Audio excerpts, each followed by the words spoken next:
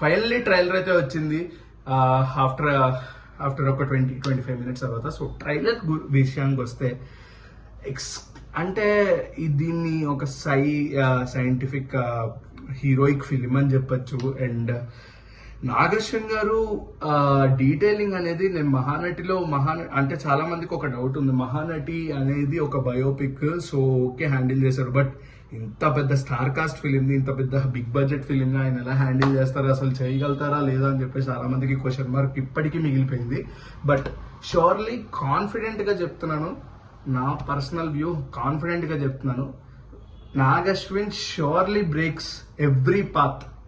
And Nag Ashwin 100% గా ఆ పేరు అనేది ఇంకో డికేట్ గుర్తు పెట్టుకునేటట్టే ఉంటది, కానీ ఎక్కడ తగ్గేటట్టు అయితే ఉండదు. 100% రాసిస్తున్నారు. ఎందుకంటే ఆ ట్రైలర్ లో చూసుకున్న విజువల్స్ అండ్ చాలా మంది ప్రభాస్ గారిని రాజాసాబ్ వరకు మళ్ళీ వింటేజ్ మోడ్ చూడలేమేమో అనుకుంటున్నారు మీరందరూ, కానీ ఏం లేదు, ఫుల్ ఫీస్ట్. లాస్ట్ లో ఒక డైలాగ్ ప్రిపేర్ ఆ డైలాగ్ లో ఆ ఎక్స్ప్రెషన్స్ అబ్బో, లిటరల్లీ చెప్తున్నా, డార్లింగ్ అలా చూసేసరికి కొంచెం థ్రిల్ ఫీల్ అయ్యా, స్పైన్ చిల్లింగ్ అని చెప్పొచ్చు. ఒక్క చిన్న షార్ట్ కే స్పైన్ చిల్లింగ్ అంటే. అండ్ ట్రైలర్ లో ద బేస్ నాకు పిచ్చిగా నచ్చిన సీన్ ఏంటంటే, అండ్ నాగశ్విన్ అక్కడ ఇచ్చిన డీటెయిలింగ్ కూడా అలాంటిదే. అశ్వత్థామ అంటే మనకు ఆల్రెడీ తెలుసు మహాభారతంలో. సో అశ్వత్థామ కృష్ణుడి గురించి అశ్వత్థామకి చాలా బాగా తెలుసు. అండ్ కల్కి అవతారం కూడా శ్రీ విష్ణు అవతారమే, అండ్ కృష్ణుడు అవతారం కూడా శ్రీ విష్ణు అవతారమే. సో అశ్వత్థాముడికి తెలుసు కృష్ణుడు ఎవరు, అండ్ కృష్ణుడి స్పర్శ ఏంటి, కృష్ణుడు ఎలా కొడితే ఎలా తగులుతుందని చెప్పేసి. సో ఇక్కడ కూడా ఈ ట్రైలర్ లో అదే రిపీట్ చేయడం జరిగింది. భైరవ నార్మల్ గానే ఉంటాడు, కానీ నాగశ్విన్ వదిలిన డీటెయిలింగ్ ఏంటంటే, అశ్వత్థామను భైరవ ఎప్పుడైతే ఫైట్ సీక్వెన్స్ ఏదైతే ఉందో అలా గాల్లోకి తీసుకెళ్లి అశ్వత్థామని కొట్టిన తర్వాత ఒక్క ఫ్లాష్ బ్యాక్ షాట్, అలా ఒక ట్విస్టెడ్ షాట్ పడేస్తారు మనకి. సో ఆ ట్విస్టెడ్ షాట్ లో ఏంటంటే, ఒక ప్రీవియస్ మళ్ళీ మహాభారతం టైంలో అప్పట్లో అశ్వత్థాముడు ఎలా అయితే దెబ్బ తిన్నాడో అదే దెబ్బ ఇక్కడ తగిలేసరికి హీ విల్ రియలైజ్. ఆ ఒక్క షాట్ తో మళ్ళీ కట్టించారు. రియల్ అప్రిషియేటింగ్ మన నాగశ్విన్ గారు. ఎందుకంటే ఆ ఒక్క సీన్, కొన్ని సీన్స్ ఎందుకు ఐకానిక్ అండ్ గుండెలో నిలిచిపోతాయి కొన్ని సీన్స్, అలాంటి సీన్ రీక్రియేట్ చేశారనిపించింది. విత్ ఆ ఒక్క సీనే నాకు చాలా బాగా నచ్చింది. అండ్ లాస్ట్ లో నాకు ఎందుకో ట్రాన్స్ఫార్మర్స్ గుర్తొచ్చింది. అండ్ కమల్ హాసన్ గారిని చూస్తున్నప్పుడల్లా I just not remember any character, అంటే ఈ క్యారెక్టర్ గుర్తురాలేదు. సో అంతగా ఇన్ఫ్లుయెన్స్ చేసింది ఆయన లుక్స్ పరంగా. ఫేస్ కట్అవుట్స్ చూస్తుంటే, ఆయన ఫేస్ ని చూస్తుంటే లిటరల్లీ ఏంటి ఇలా ఉన్నాడు.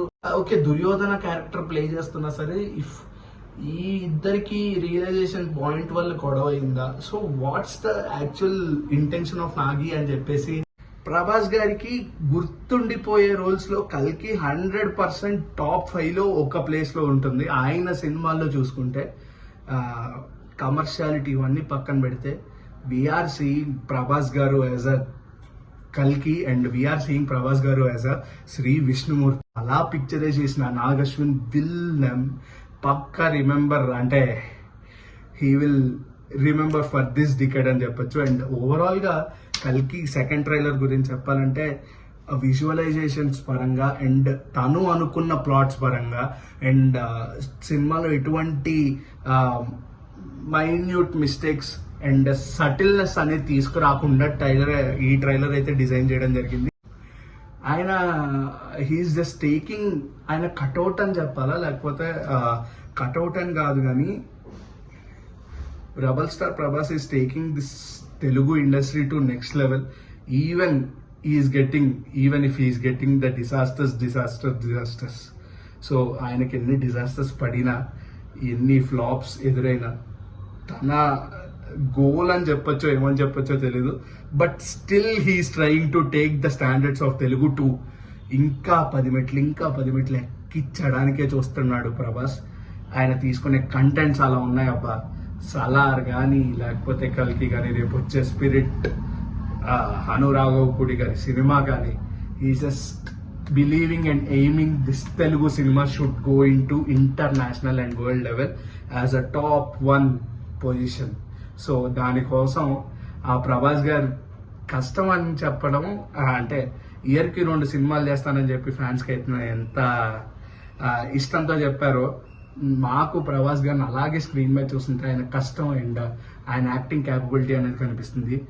రియల్లీ హోపింగ్ ఆ సినిమాలో ప్రభాస్ గారి కటౌట్ అదిరిపోద్ది.